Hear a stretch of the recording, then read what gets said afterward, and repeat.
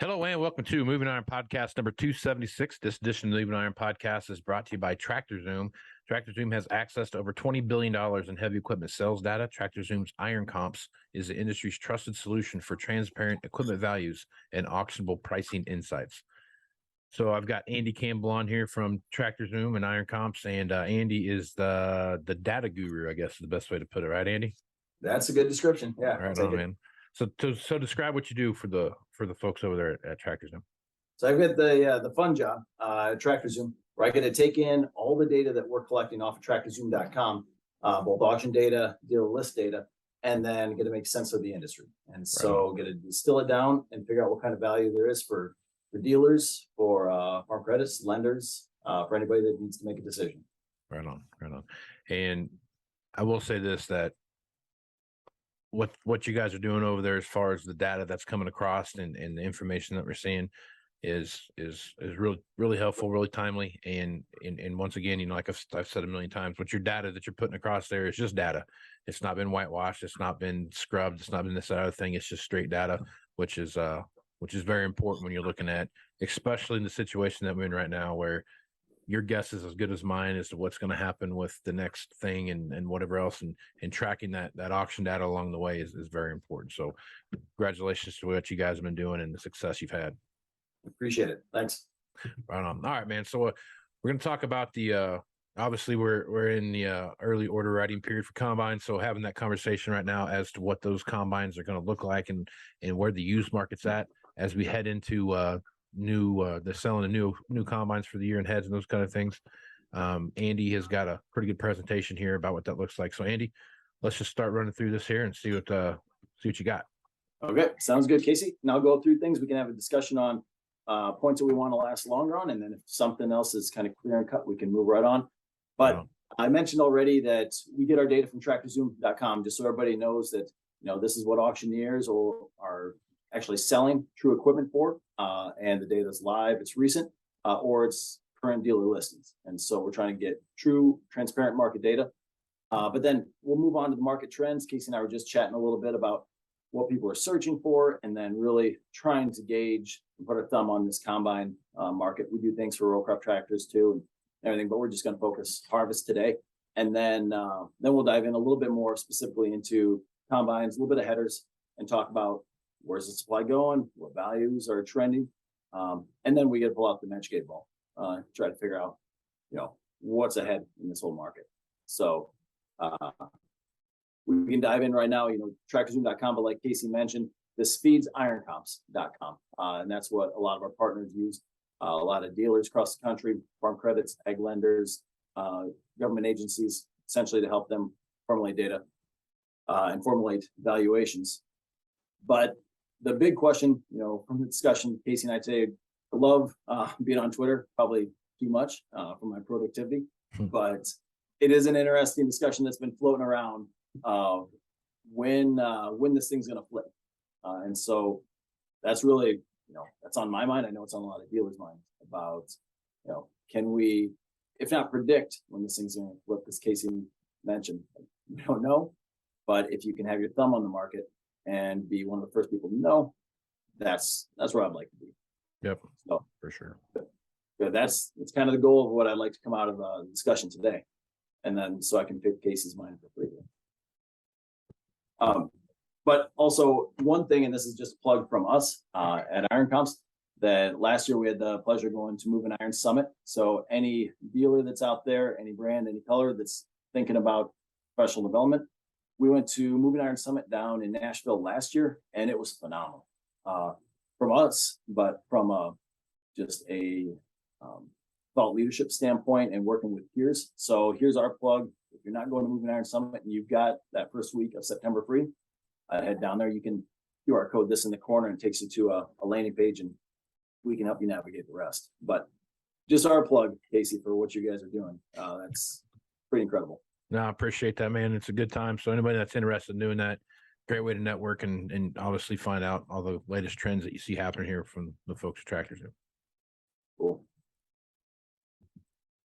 Okay, so yeah, let's dive into the overall market trends. One of the things that we get the pleasure of doing, and all of our dealer listing partners as well, you can see search volume. Just like you go to Google Trends or whatever and see what people are searching up on Google, you can do that on TractorZoom too.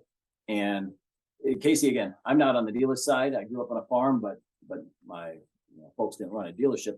So I was curious if this line, I think I got a little line that goes there. Is that an anomaly this year that you see, that where early April people shift from thinking about I want to buy a big tractor to I'm starting to look for combines? Or is this more of this year where because it's this year, people are searching for combines? Yeah, typically you see that. You see a shift in mentality in combine sales in that April timeframe, and then because typical wheat harvest and those kind of things start May through about August, right? And then you got that kind of time frame there where depending on where you're at in the country, different things are happening. But yeah, combine sales start to kind of start to pick up in that time frame, and they kind of go from there through the end of the year. Yep. Okay. Yeah, it's good to see that. And so from a proportion, if anybody is curious, and I just have this parsed out to be essentially your high value items with planters, anything bigger than 175 horsepower tractors, combines, platform headers, and sprayers. Combines being in this green section now, they're about 30% of that search volume here throughout the summer. So if anybody's ever curious on, between those, how many people are searching for combines, that's what we've been seeing kind of consistently throughout these summer months. Okay, so now the big question, one of the two big questions besides price, is supply. We're in the midst of August already, and so I think I pulled some of these numbers in this graph right as soon as we're entering August. But I'm trying to gauge how many combines are we going to see available this August. And real quick, Casey, you can kind of tell me if you think these percentages are on and off. You've got between January and July, about 42% of auction combines are sold, and everything here less than 1,500 step hours. Does that seem about right for what you see every year? 42% are sold in that time frame. Yeah, of what moves in the year is kind of sold between January and July. Yeah, I would say that's probably here because you have a bigger volume that last 3 months of the year.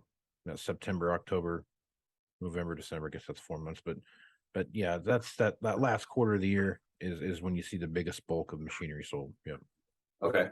And again, yeah, I know that your first spring months are not huge on combine sales, but using what we've seen essentially sell through January through July so far this year, and using that 42% as kind of a regulator, it about equates to 130 combines that we're going to see for sale in August above 50K. So it's something I'd consider just kind of a baseline. Here's a quality combine, but that's down, I think about 14% from last year, and it's down maybe about roughly 80% from 2 years ago. Now, I know we've had a few sales already in August. I haven't calculated those into this yet, but Casey, last August is when we started to see things tighten up on the combine supply. You guys anticipating even tighter supplies going forward this year, even knowing that last year was tight? I do. At the same time, I mean, it's so hard to answer that question because the reason I think it's hard to answer that question is if things show up when they're supposed to show up, we're gonna have a lot of combines the last quarter of the year. That being said, the bulk of those combines that if they show up, a lot of those first, second generation trades are sold. So we will have some to go, but I don't. The late model, low hour stuff we probably won't have too incredibly large supply of, but that that third combine, that late second kind of combine, as far as the trade cycle goes, we'll have some of those out there, that 750 to 1,000, 1,500 range. I think we'll have some of those. Okay. And that kind of leads into a little bit of my second question. And then I was having this, Casey, I mentioned it right before we started, having a question with a couple farmers in our area about where are all these things? Because we know there's a tighter supply, and I know it's not coming off the line as fast as maybe what they've done before. Although I drove by Moline on our way out to where we're staying right now, and it seemed like I was passing like an X9 every 3 or 4 miles. Yeah, right. So I swear they're coming out there fast. But you know, I know more farms are holding more combines. We've done an analysis in the past, and I know there's some more on each farm on average. But other thoughts or ideas on where some of these extra combines might be?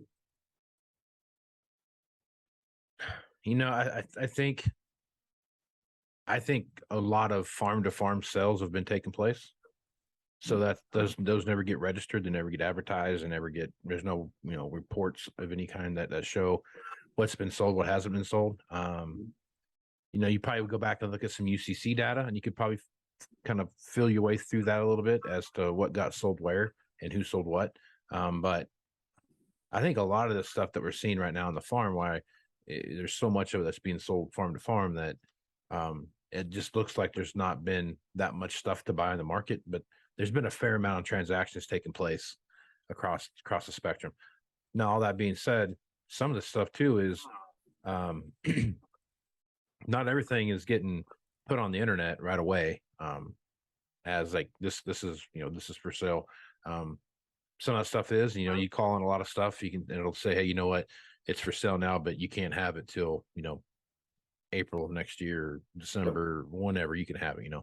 So I think there's some of that too, where some of that stuff might not just be getting listed yet, and some of that stuff might already be pre-sold too. And that's the other side of it too, is you're not going to advertise something you already have sold to somebody else down the line too. So there's a lot of that going on too. So I think not seeing that stuff on the out there in the marketplace just shows that there's a secondary marketplace right now that we're seeing that just isn't, that's not visible to the common person out there, because there's nothing tracking it. There's no reporting of what's going on, from the farm to farm thing and the pre-sold stuff too. So, Oh, that's great perspective. I know, guilty on that one, not on the combine side, but we bought our planter just this past year off market, just because we knew it was, farmer down the road was going to sell it. And because times are tight, I don't know if we would have done it in the past, but I think we're just so scared that you might not get what you wanted. And absolutely did that. Yeah. So that's a good perspective.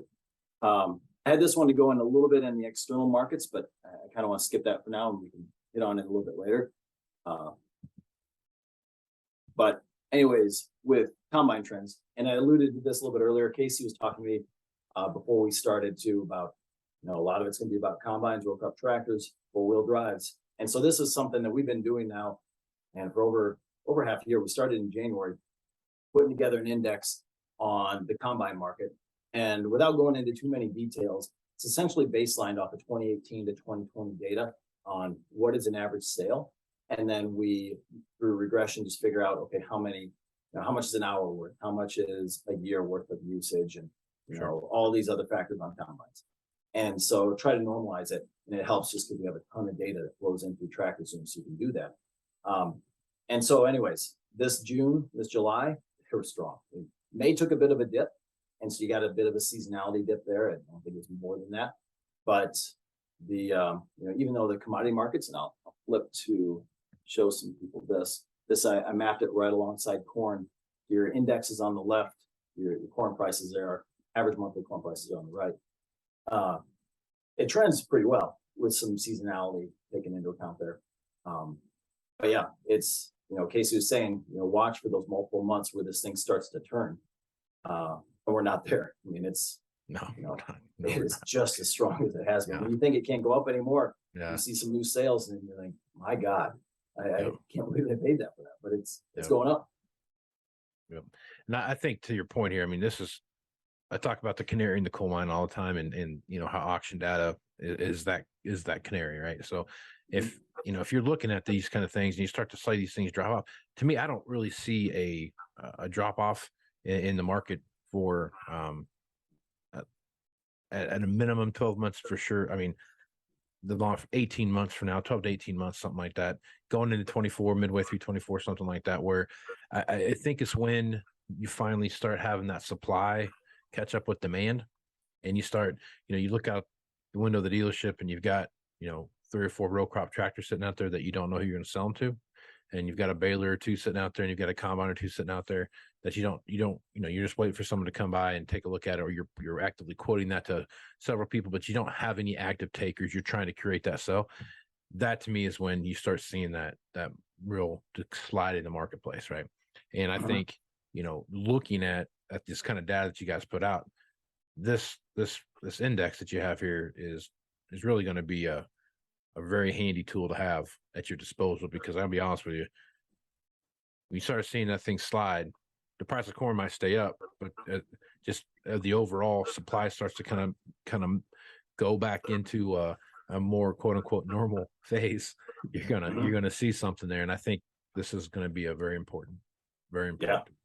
Yeah, that's a good point. That it's, it does follow the corn price a little bit, because it's a bit more, the prices right now are both supply and demand driven. Sure. It's not one or the other. And so your demand can stay there and corn prices stay high and bean prices stay high. But it's multi-factor. And so that's a reason why we're watching it every month doing this. Yep. Okay. And I get into good Twitter battles, quote unquote, like procrastination. But a lot on, is this a deer problem? Is it Case? Is it Holland? Who's got the issues right here? And I showed this in a recent webinar. So just kind of, look at this kind of with glazed eyes for a second, so you get the general shape. The bar graphs are average price per month since 2020 of combines, all sold for 50K and above. The line graph is separator hours, and I always like to look at the two in combination, just so you can tell, like here in 2021 in May, it looks like the price bottomed out, but probably because it's May and you only sold a few combines, and they happen to be super high SEP hours. So that's why the price is low. So it's always gauging, but just look at the general shape. Oh, sorry, hit the wrong button. Got to click instead of can't do it. Anyways, it's the essentially John Deere, Case, and New Holland.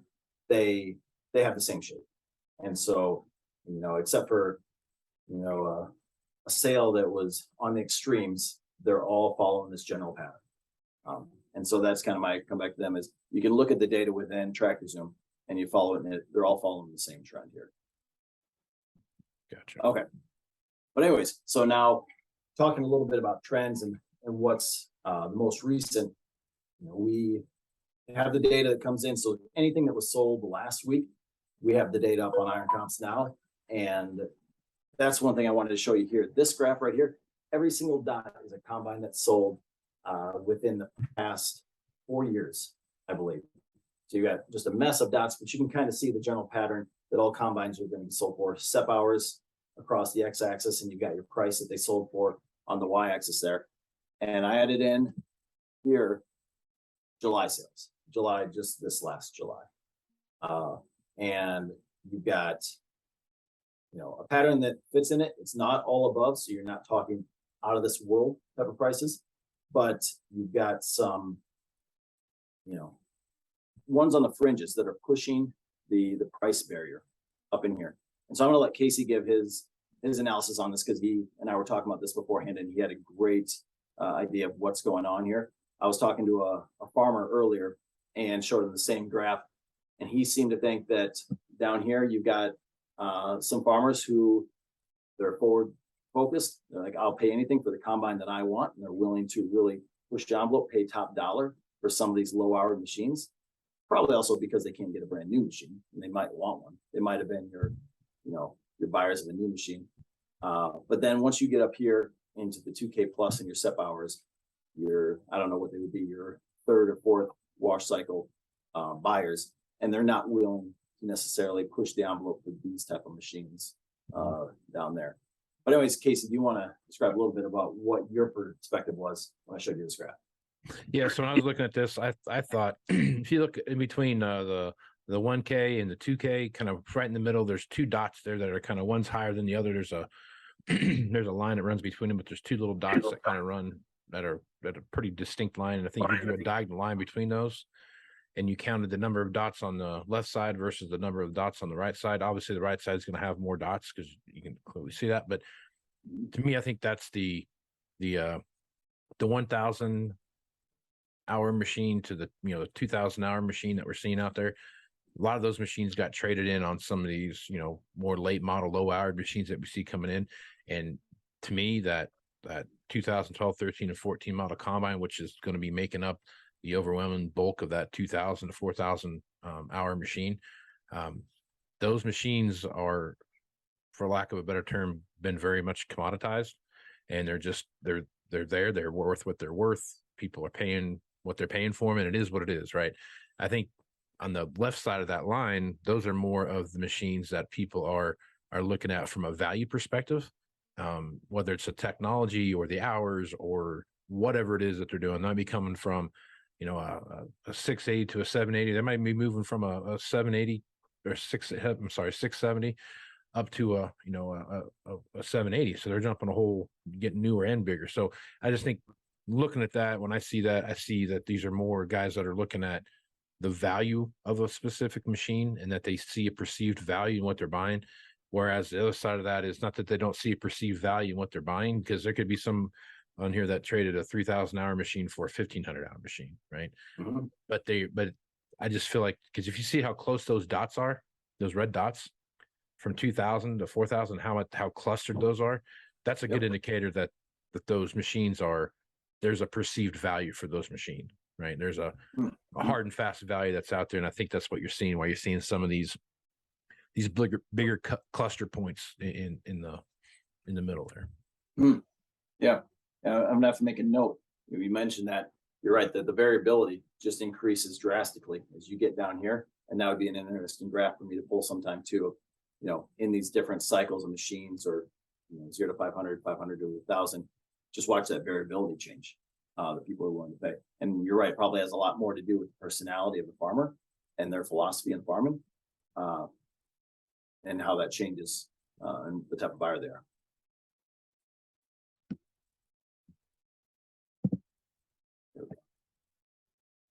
Okay, and then, you know, the supply is something that we chatted about a little bit earlier, and this is probably no surprise to anybody watching this or listening to this, that we've seen, you know, in Q2, I was seeing a 45% drop over 2021's Q2. Now it's going to start changing here a little bit as we get into Q3, like I mentioned, that we might just see a 14% drop, because we've already gone an entire year now through combines short supply. So, you know, just wanted to show this to see what we've been seeing year over year for our supply change. You know, I don't know how much more we can drop, considering that last year was already lower, if we're going to now bottom out and flatten out on this. But it looks like August so far that we might still, you know, be dropping a little bit over last year. But again, I don't entirely know what's going to come for sale yet. Right.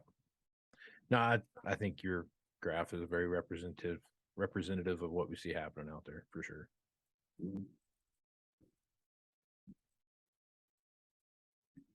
You know what? This is the graph. This is the fancy one that I was going to show you a little earlier, with the price in the case, New Holland and John Deere. And so if you just take a look at this one, the breakdown by color, and it really follows the same pattern that everything follows. Again, regardless of color that you're after. So the average days listed, and Casey, you have to tell me if this completely breaks the computer or not. I wanted to show you guys iron comps just for a second. And so, you know, within iron comps, one of the things that will follow are average days listed. And Casey and I were talking about these graphs and what you really should pay attention to, maybe what you don't. But anyways, within harvesting combines and John Deere, you can go in here and see these are all John Deere combines within the database, so over 9,000 of them. But you can also look at dealer list averages too, to try to figure out, is the market really moving? Is it not? And you can look at a price trend as this thing goes, and where the auction data falls, auction data being green dots, and where these things were sold versus average dealer list price. And so now we're looking at a pretty big swath, like everything John Deere combines. So you've got all different types of combines that are going to fall in here. But one of the good things you can do too is look at your average days listed, and then show whether it's only showed things that have sold and or show everything that's on the lot. Now, Casey, you're mentioning that this probably inverts for most types of combines, that you see that you probably have a higher supply here in November, and it works its way down till you get to August. And then that might be seen here, especially once we get into specific make models. But I know it's a newer feature within Iron Comps, and so I wanted to show people that you can do both the price trend graph and the days listed graph within any make, model, any different category within Iron Comps. I like that. Let me go back to that screen real quick. Yeah. The $1 million 9670. That's pretty cool. Yeah. This is, yeah. It's listed. No one's bought that one yet. I can't imagine why. That's a deal. It's a bargain. Yeah, I know. Yeah, it must be one that they've got an emotional attachment to, and they I really guess so. don't. Yeah. Must be on consignment. That's funny. Yeah. But anyways, yeah, you can go in here and make model, and I won't dive into all of them now unless we have a specific question later. But Okay. But it is a nice tool within there, so you don't always have to export data or do with it what you want.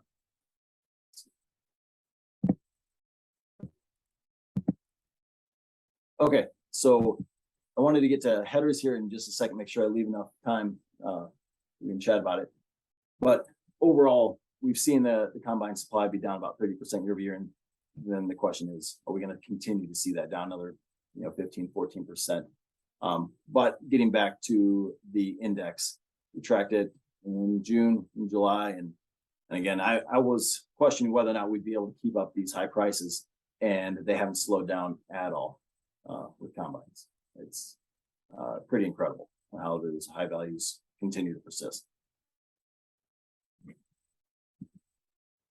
Okay, now getting into headers here a little bit. I'm going to buzz through this fast, but I want Casey to give his feedback here on what he sees happening with this header market, because again, this is something that there's an enlightening to me. But I track average header price, and this is corn row head market from 2019, 2020, 2021 average price, and that price is in the light blue. The dark blue that you see on the bottom is the average number of rows. And so for anybody that's just listening to this and not actually watching it, you start, and average price starts a little less than $11,000, goes to just over $11,000, but then jumps in 2021 to over almost $14,000. And really the average number of rows trends with that a little bit though. So bigger headers that are out there. But then in 2021, the price stays high, but the average size of what's sold on the market seems to drop back down to what I would call normal 2020 levels. And so, Casey, do you want to reiterate a little bit of what you were talking about earlier, what you saw in the market that might explain some of this? Yeah. So what I saw happen out here, now this is my area, I can't speak to everybody else, but tracking this data, the number of machines on lots and those kind of things through various channels that we track them through, and what we've been tracking since 2014. If you take a look at some of that data from 2021 going into 2022, there is an abnormally large amount of corn heads sold early in the year that we don't typically see happen out here. And in the nationwide data that we track too also reflected that as well. I don't know if there was some carryover, deferred funds, those kind of things that came out of 21 to 22 that, they were looking for a specific thing and it wasn't available. At that time, early 22, the amount of the row crop tractor situation was just starting to be depleted, and more machines were getting sold and quickly getting sold. And so it makes me think a little bit that maybe some of that corn head activity that you're seeing here was, I can't get this machine that I want, but I do need to update a corn head. So I'm going to go ahead and just get the corn head now and take care of that. So I think maybe that might be some of it. The other side of it too, the number of rows that you had that peaked up in the earlier slide that showed was like 9.2 2.6 or whatever it was. Yep. And you know, basically drop down, you know, 2 rows. There's not nearly the number of 16 row corn heads, 24 row corn heads, those kind of things. There's still a lot of 12s and 8s and those kind of things that are out there floating around. But that overall number of large corn heads is just not there. But it also shows you that the average price of the smaller heads have come up quite a bit to maintain where you're at. You've only dropped $300 in a year. Right. So in the size of heads has come down too. So it shows you the scarcity of the market. That's keeping the price inflated, you know. Yeah. I was talking to a Canadian dealer, and he was mentioning the fact that they, you know, they couldn't find larger. He's talking about platform heads. He was looking all over for a larger platform head, and all of his customers couldn't find it. Yeah. And so, I mean, could also be some of the same issue where that's the demand, but it's not out there. Right. Because people aren't selling. Yep. And that would stink to have $1 million machine and not a head to put on it too. So I'm sure that's going through their minds. And for those that are watching this too, I just wanted to talk about, are all these heads moving in the same direction? And this is, again, just looking at some select subset of John Deere headers that are sold in Q1 and Q2 this year. But for some of the larger 12 row heads, you know, they're up 14%, 19%, 30% on some of these. Now, one model, this 612C, is down 7%, but in Casey, correct me if I'm wrong, that model's not made anymore. So that model in general is just aging. And so that's essentially the depreciation of a year of use is pulling that one down. Yeah. Yeah, that's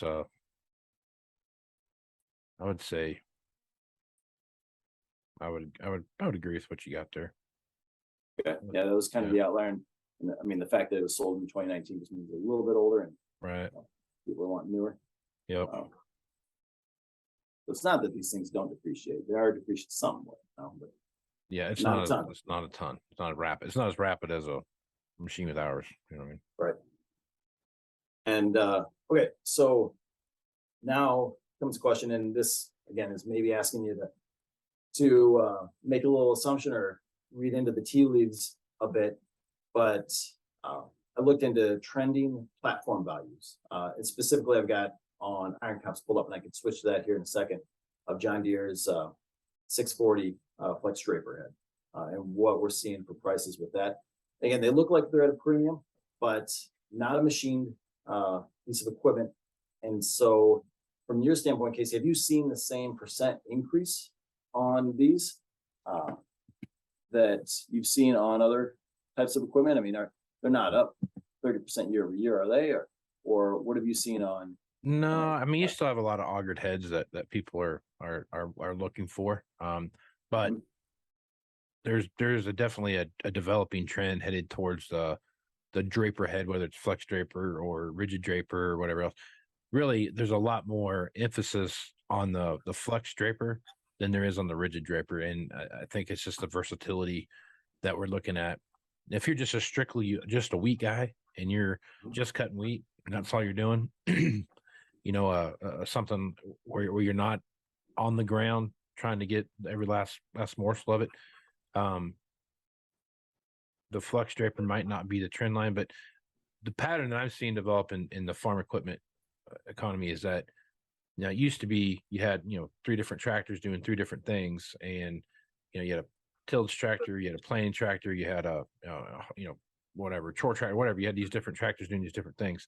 Now you're kind of see like the 9R, like the bigger, higher horsepower 4-wheel drive tractors evolve into more of they're a tillage tractor. They're also a planting tractor. They're also a grain cart tractor, right? So you've got that versatility across that platform, right? Because and the reason for that is, I mean, hell, the price of equipment by itself is kind of hard to justify having, you know, a $400,000 or $500,000 or $600,000 piece of equipment just to do one thing, unless it's like a combine or a chopper or something like that. So that's a defined piece of equipment for a specific thing. But if it's just kind of a do all, then you're going to make it do all, right? So I think that's what you're seeing with some of these flex drapers, that you can lock those into a rigid mode and have the same functionality that you would with just a regular rigid draper, but you also can do other crops with it at the same time. And I think you're starting to see that happen more. The deliverability of draper belts are to the center, and the efficiency that you're seeing there seems to be catching on a lot more than what we've seen in the past. Especially when you're looking at the soybean market. I mean, Right. I mean, that's where the biggest bulk of these flex drapers are going, or to cut beans, you know. So I mean, I think looking at that, getting that feel for what that draper head can do, I think there's just a more of a developing trend there, and it's going to become more widely accepted than it was, say, 5 years ago. Right. And on that standpoint too, I remember me and my father-in-law, who also farms, we're having an argument of whether or not it pays for itself, because flex drapers aren't cheap, cheaper, you know, but he was saying, oh, it saves like, you know, half a bushel an acre or something. But when it was, you know, when a bushel didn't cost that much for beans, I was winning that argument. Right. It's a different case right now. Right. And you're right that, you know, beans keep up this trend. It's going to be easier for farmers to justify having this draper. Let's get back. And we just chatted about this too, but I wanted to bring it up because, and I'm asked this all the time on the header sizes. Like we said, you know, there doesn't seem to be enough of these larger headers out in the market. Is John Deere, or maybe even some of the other OEMs, are they going to stop making smaller headers, and are they eventually all going to shift to a draper market, or a draper header on the market as well? It's a good question. I mean, as the draper head is a direct correlation to the size of the machine that it's feeding, right? So, and you could put a 40-foot flex draper on a class 6 head, and you'd have to fix a bunch of different stuff on the front of it so I could lift it up and handle it. But I mean, in theory, you could do that, and you'd have to go, you know, a mile an hour or 2 miles an hour to make it work. So it's not efficient, right? But if you put a 30-foot head on the front of an X9, again, that's not efficient either, because you can't go fast enough to keep it full, right? So the idea of kind of growing that and right fitting that thing. When I first started in this business in 2006, having a 25-foot or a 30-foot flex draper, Macdon flex draper, maybe even a 35-foot, that was kind of your sweet spot. That 30-foot head was kind of your sweet spot. Yep. Now that 40-foot head is kind of your sweet spot, you know. So, you know, you get out to 50-foot now, you got some, you know, king bees, honeybees that are, you know, 55-foot. You know, you got some 50-foot heads. You've got these different heads out there that are they're getting bigger and bigger and bigger because you have a bigger machine to feed to keep things going. So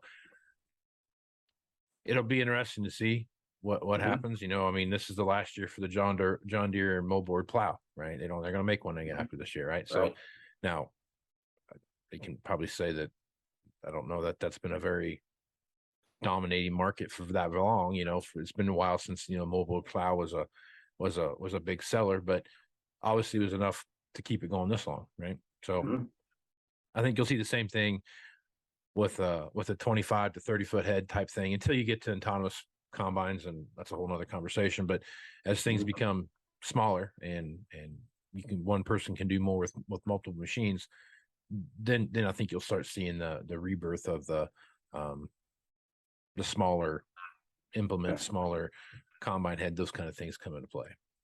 Yeah, and that was going to be my follow-up question, because again, that's something I wonder. It's something I get asked, whether it's with automation or whatever else, if there will be either a resurgence for the big OEMs to make some of those smaller items again, or if it'll be an opening in the market for a new player, or maybe an international player to come in, not international itself, but, you know, Fendt or somebody else to come in with a new piece of equipment and fill that niche.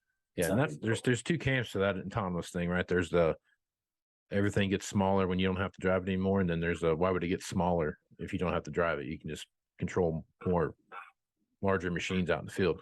And so it's such a back and forth thing. I definitely think it's going to get smaller.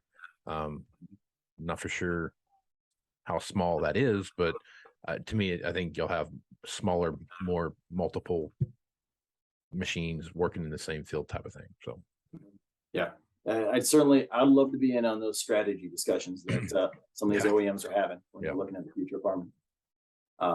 Okay, so again, talking about tea leaves, 8-ball, crystal ball, what have you. One of the things that, if some of your listeners aren't doing this yet, I started doing this at the suggestion of some of our developers on our team, that they go into TractorZoom and they use this favorite option within TractorZoom. I'll show you here in a second, but I'll go pinpoint certain auctions that I think are significant in the market. Maybe they're going to draw a lot of attention, and they might have some certain pieces of equipment that are key. And I'll go in there and I'll favorite them. If it has a price prediction thing on TractorZoom, I'll try to predict the price. But I get an email alert, and it lets me know when the auction's coming up, the day of, if I want to bid. But then once it closes, it'll tell me, hey, my piece sold, and what it sold for. And that's just a great reminder, because I can't ever remember to go back and check all these all the time. But it tells me, this piece sold, you were interested in it, here's what it sold for. And then I pull up iron comps, and then I just do a quick check. Is that trending up? Is it trending down? Is it what I expected? But it's a good, data point on, is this market still moving up? Is it significant or not? So the Wheeler auction was one that just happened about a week ago, where it had a ton of great combines on it. And I'll show you some of the data on that in a second. But I really quick wanted to show on TractorZoom that you can go in here. And I had this, I was actually talking to my dad about a combine. He does a 9870. If you ever wanted to buy a replacement, what that's going to cost, or a second one. But you can go in here and see if any of these are coming up for auction. None of them were, so I actually created a search. But I'm going to clear this out a little.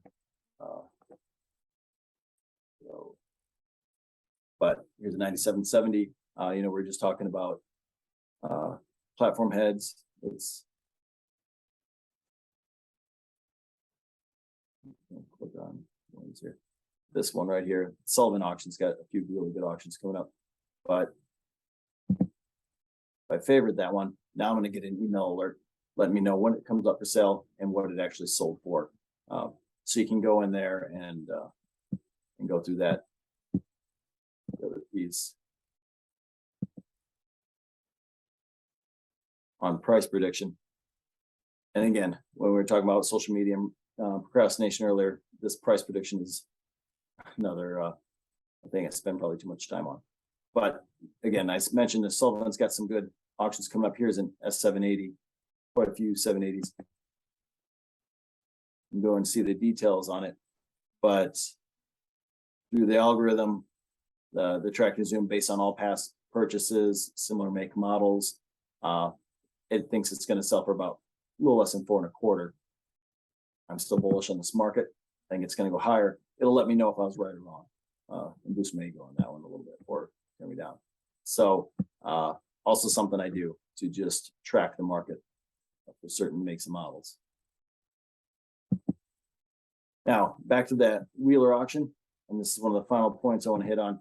That was one that was following, went through, favorited it. I pulled and exported from Iron Comps everything that sold on that auction. And this is again by price on the left-hand side, set hours across the bottom, just to see where those prices are falling. And on average, it's certainly not a straight line, but it was about $120 per SEP hour. So I use that as a part of a gauge to figure out, is this depreciating on what I would expect it to be. But similar to the graph I showed you earlier, I also wanted to put this in perspective with other combines that have sold within the past 2 years. And especially for low hours, each one of these, called a segment of an hour category, either at the top or right near the top for less than 500 hours. Once you get a little bit older, you kind of fall more into the masses. Mm-hmm. But again, just another good indication that this is still on the up and up. Yep. So this last plug in there for anybody that wants to do what I just did tomorrow, actually. Tomorrow's 9th, right? That is right. Yeah, so these two auctions are going on. That Sullivan one that I just was mentioning, and then there's one up in Minnesota too, that's got some good pieces of equipment that's selling. And so I happen to favorite some of those, and I just usually pick out 1 or 2 a week on TractorZoom. it's free for anybody to sign up, but they get to gauge the market a little bit like that. Right on. So the last one, Casey, and I didn't prep this one for you ahead of time, so I am completely trying to catch you on left field here. But this question was actually asked of me of someone else earlier today. The fact that we are quote unquote maybe in a recession, 2 Qs with lower GDP, but yet unemployment's incredibly low, and people still are not slowing down their spending. So higher interest rates on the horizon. I didn't know from a dealer's perspective, how do you think this is going to affect new equipment sales and used equipment demand?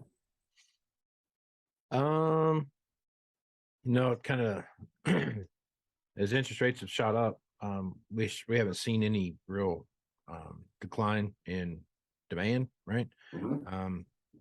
I think for the most part, we're still seeing no one said, hey, I'm not going to buy this because interest rates are whatever 6% or whatever. Haven't seen that yet. Is that going to happen? Sure it will. It's going to happen somewhere down the line. But I don't know. It's hard to say. It's hard to say what'll happen. I think. Obviously, commodity prices are going to play into that, and interest rates play into that too. But I also think if commodity prices stay up, and we see some interest rates kind of stay up with it, then maybe it won't have an effect that we're seeing there. But I think at the end of the day, we will see some pressure from higher interest rates, and that's going to play a bigger demand. You start looking at someone that's got $2 or $3 million worth of equipment, which is that's an average farm. If you look at trucks, trailers, machines, everything else they got in there, and you were paying 3%, now you're paying 6%, or in some cases you're paying 2%, now you're paying 3 or 6%. That's a big number. You know what I mean? And you've tripled or quadrupled the amount of interest that you pay in a year. That's going to have an effect on what people do and don't do. And does that happen in 23? Does that happen in 24? Who knows? But we are. I suspect to see some interest rates that they're definitely going to have an effect sometime. I don't know of what magnitude that is, because historically we're still at all-time low. Not all-time low, but historically low interest rates comparatively to what we see around us. So, right. Yeah. I was talking to my dad and a couple other older farmers that went through the 80s, and they were telling me about their interest rates. Since we're not near there, we're not going to hopefully get to that.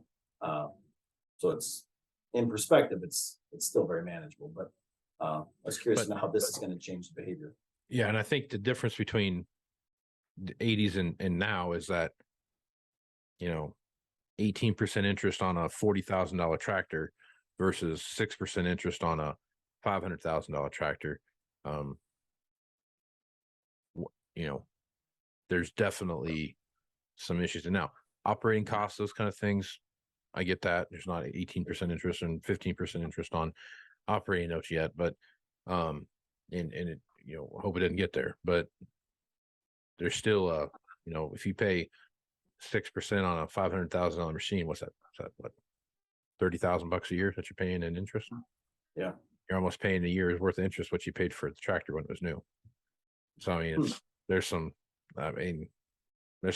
things there that I think are worth taking note of. Right. Yeah, it'll be interesting. And again, the people I've talked to outside of farming, when I talk to them about this scenario, they're not sure what's going to happen, but a lot of them just indicate they think that interest rates are going to become more aggressively increased. Whether it's 3/4 of a point next time around or what have you, they think that's not necessarily slowing down. No. Not, and they've made that pretty clear that they're not going to slow anything down. So, right. So, anyways, those are all the kind of questions I had. Sorry for grilling you on that last one without any prep, but that's all right.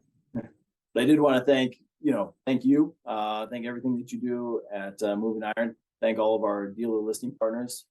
They help give us feedback to make the product better, but also listing things on TractorZoom feeds the data a little bit so everybody can make better decisions. So we certainly can't do what we do without them. Yep. So yeah, just really appreciative of everything you're doing and everything they're helping us with. We enjoy working with y'all.